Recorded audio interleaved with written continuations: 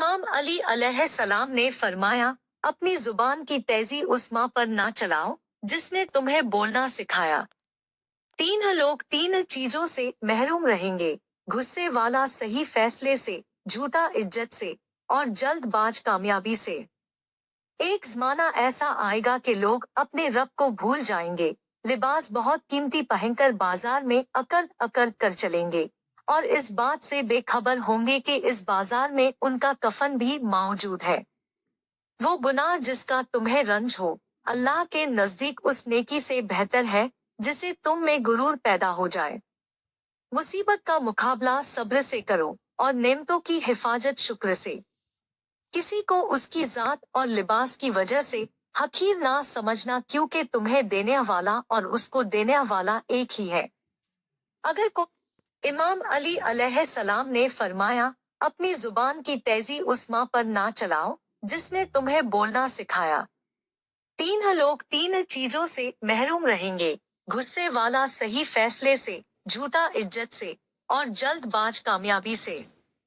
एक जमाना ऐसा आएगा कि लोग अपने रब को भूल जाएंगे, लिबास बहुत कीमती पहनकर बाजार में अकड़ अकड़ कर चलेंगे, और इस बात से बेखबर होंगे कि इस बाजार में उनका कफन भी मौजूद है।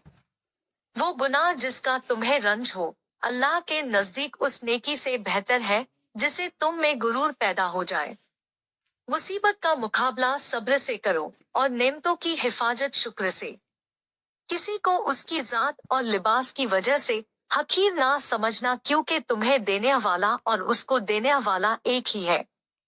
अगर कोई तुमसे भलाई की उम्मीद रखे तो उसे मायूस ना करो, क्योंकि लोगों की जरूरतों का तुमसे वाबस्ता होना तुम पर अल्लाह का खास करम होने की निशानी है। सबसे अच्छी जिंदगी उस शख्स की है जिसकी वजह से दूसरे लोग अच्छी जिंदगी गुजार सके।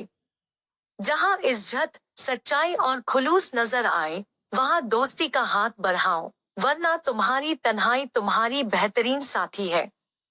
कुफ्र के बाद सबसे बड़ा गुनाह किसी की दिल आजारी है। वीडियो पसंद आई हो तो लाइक एंड शेयर करें अपने फैमिली और फ्रेंड्स के साथ, और इस चैनल को